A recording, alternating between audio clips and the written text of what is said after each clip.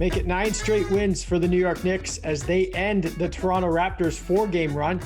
120-103 is your final. Raptors record now 10 games under 500, 25-35 on the season. Hello, everyone, and welcome inside Raptors Night Cap. Randy Urban alongside Sherman Hamilton, Paul Jones, Leo Rautins. Sherman, I'll start with you tonight. Raps were rolling there in the third quarter. They take the lead, and then it kind of got out of hand quickly. How did it happen? I mean, they ran into a team that the Knicks are playing very, very well. And, you know, they spread the floor extremely well. And Randle is a monster. He's just straight up a monster. And in the fourth quarter, RJ Barrett is doing what he does. I mean, he really made some big plays for the Knicks. And I really thought throughout the course of this game, you know, two very good defensive teams were supposed to put up a better battle on that side of the ball, but it became an offensive game. And the thing about it, the Knicks at this juncture are a better offensive team than the Raptors. So now when the Knicks get going and your defense hasn't stopped them through three quarters, it's tough to lock in and get the job done in the fourth quarter. The Knicks end up shooting 56% from the floor. It's tough to win any game, much less a team that's coming in winning 8 in a row. So you got to tip your hat to the Knicks. But the Raptors defense was never able to really calm this hot Knicks offense down, and they paid in the fourth.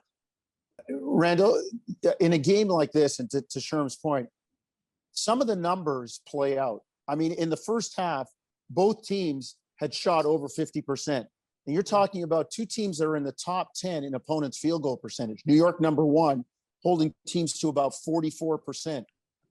You look at the final number, the Raptors shoot 43-4.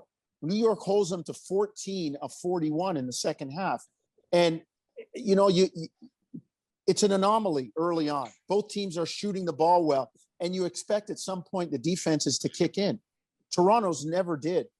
New York kept shooting the ball well, while Toronto, I mean, Thibodeau's teams known for their defense, Raptors shoot 14 of 41 in the second half. And the little things, you know, the giving up three-pointers. A guy like Obi Toppin comes into the game, you leave him open, bang, he bangs down a three. Bang, he hits another one. You know, you're not paying attention to the cues and the personnel. New York gets some easy ones, and pretty soon all the work you've done to take the lead or cut it to 3 or 4, bang, 3 threes in a row. Now you're down 13. I just didn't think Toronto's defense kicked in the way New York's did in the second half. Yeah, Leo, you can jump in on that too. But I also want to ask you, like, you know, you game plan for Julius Randle. Obviously, he's coming in averaging 30 points per game during their winning streak, and then he puts up 31. Like, how come they weren't able to sort of slow him down or thwart some of his attack? Hey, the guy's doing this to everybody. You know, the Raptors aren't a special situation here. You know, he's a monster, like Sherm said. I mean, this guy is physically imposing. Yet he's got the skill and finesse. I mean, he's shooting 40% from 3. So it's one thing where you can say, okay, this is a big dude who wants to go inside. I'm not going to let him get into paint, but he's shooting from anywhere on the floor. So that presents a lot of problems. And at times the Raptors did try to get at him and make him get rid of the ball. Well, you know what? They had other guys deliver. So that becomes a big problem. But, you know, I think, you know, the defense just wasn't there, as everybody's pointed out. I mean, the Knicks end up shooting not only 50% better than 50 from the field, but 50 from 3. But the big difference was, you know, I think the fragility of the Raptors is showing, where if Kyle didn't have a great game, Utah kind of disappeared in his game. I thought Gary Trent tried to force his way into the game, and there was no Chris Boucher. And the bench was 43-11 in favor of New York. So the Raptors cannot afford to have players drop off. They can't. Even to absorb a Chris Boucher, who's been so effective as a starter and as a bench player, and a guy that contributes at both ends. His energy, his threes, and his, you know, block shots, rebounding, that was all missed in this game. So, hey, you know, give credit where credit's due. The Raptors run into a hot team, and they did what they've been doing over the last 9 games now. They control the game, they control the tempo, and they play their way. And guys, quickly, you know, I think when you look at Julius Randle, he's not only a shot maker, he's a tough shot maker. Like, he makes hard contested shots when people are in his space, you know, within his body area. He's still able to make those shots. There are a few 3-point shots that he took in this game and made that OG was draped all over. I mean, literally into him. Any closer, it would have been a foul. And he has the ability to make those shots. So it's not like they didn't try to make Julius Randle work. He is just that good right now. He is an elite scorer right now in the NBA in terms of the different ways he can impact the game. And he's a throwback too. Back in the day, scorers used to hurt you. They were physical. They would make you pay. Yeah. He's a punishing kind of offensive player with his physicality and his strength. Yeah, that's funny you mentioned that, Sherman, because there were a few possessions where I thought the Raptors D was great on him. You know, even Pascal kind of bodied him a little bit. And I felt like even the Knicks, not just Julius Randle, I felt like even some of the other Knicks hit some like desperation type threes at the end that kind of broke the Raptors momentum at times. But Jonesy, let's talk a little bit more about this Knicks team. Are they as for real as this recent run has suggested? Yeah, I think so. And I'm going to point to a few things. One of them being Tom Thibodeau. Like he's, you know, to use the old phrase, he's coaching them up. He's implementing a game plan. He has a style of play. He's developing an identity, and they're sticking to it. I mean, you talk about, you know, the physical nature of Julius Randle, and that's spreading throughout the rest of the team. The defensive tenacity of a Nerlens Noel. How many shots did he get when it looked like guys were going to get the shot up, and boom, he appears out of nowhere to block shots? You look at RJ Barrett. I've been so impressed with this young man's developing and emerging offensive game. His shooting technique is much more refined. His accuracy is better. His confidence is there. And again, some of that due to Tom Thibodeau. You know, Tibbs has this reputation of, well, he's hard on his players. Well, you know, the minutes police are all over. He plays guys too many minutes. You want to win or not? You playing your best guys? Or like, you know, oh, he drives them too hard. Hey, wait a minute. A diamond's made under pressure. He's trying to win. And to me, there's part of him that gets a bad rap on that. But look at what he's done for this New York team. He's put guys into roles, had them accept roles. He's got them playing as a cohesive unit. Randall's the leader. Everybody falls into place after that, and they're developing a culture and a style of play.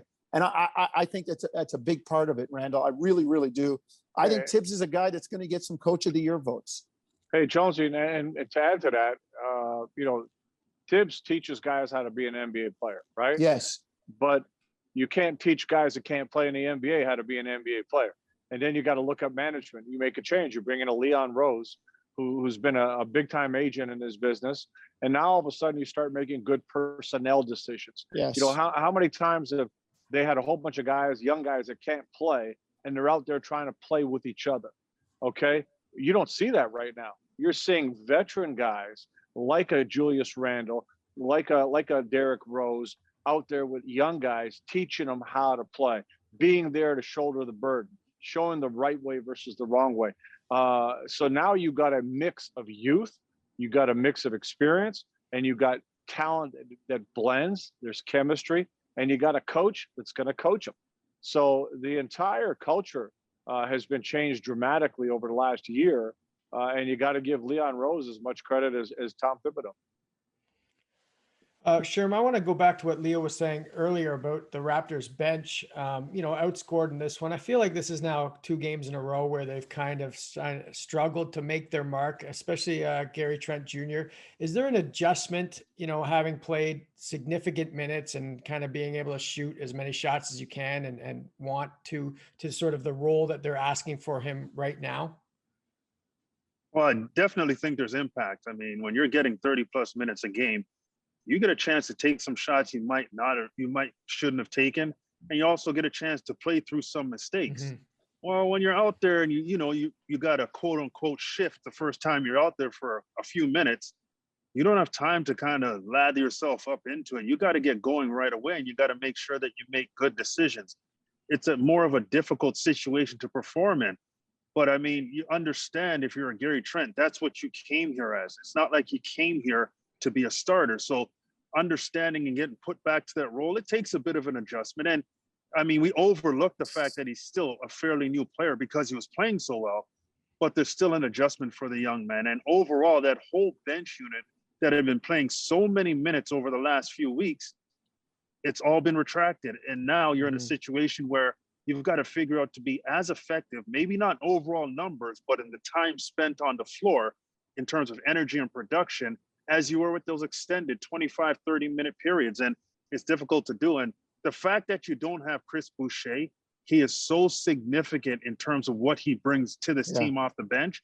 It impacts your bench numbers in a massive way across the board. And Jonesy, Leo mentioned, I think in the broadcast, that this felt like a bit of a playoff atmosphere. And we certainly felt that watching it from our couch at home. That's just because it was an early game on a Saturday. The sun was still out and we're going to a game. That's it. That's the game one of the playoffs. Of the playoffs that the Raptors that the Raptors have always had in the first round.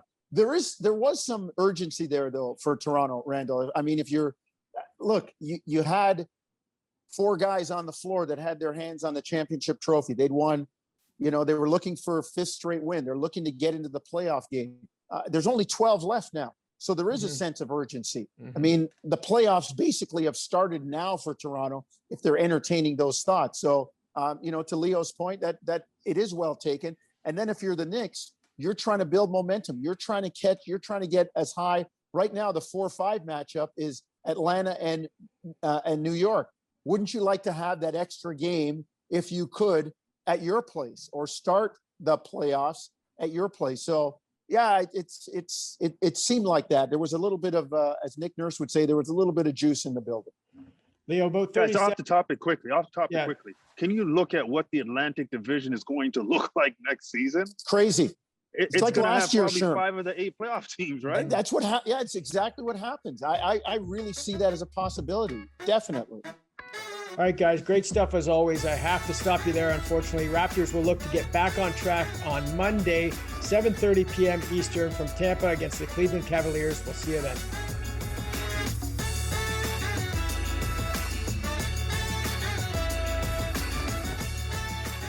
Thanks for watching. You can click to watch our last episode or to subscribe to the Toronto Raptors YouTube channel so you don't miss an episode.